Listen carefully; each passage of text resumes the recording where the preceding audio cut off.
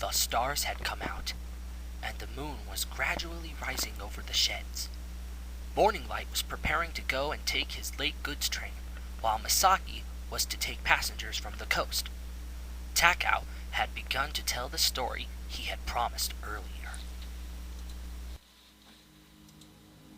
Have you ever wondered what happens after we are scrapped?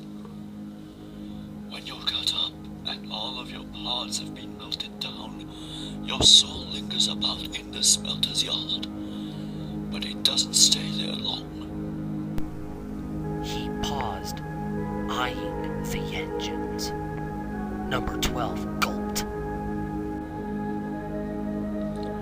While you wait there, you'll hear a dreadful sound. It's a low but loud horn, one that sounds like a big, dying, wounded animal.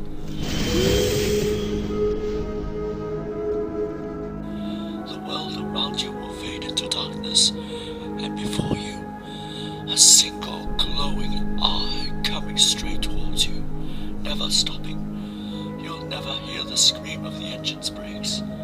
That's when you meet the razor train. It has black paint darker than the night sky, and stripes of the bloodiest red you've ever seen. It's tall and narrow, and its form is covered all over with scrap metal. You can't even see its wheels. It has no buffers, no couplings, but behind it, it pulls the souls of the lost engines. Hideaki was getting very nervous.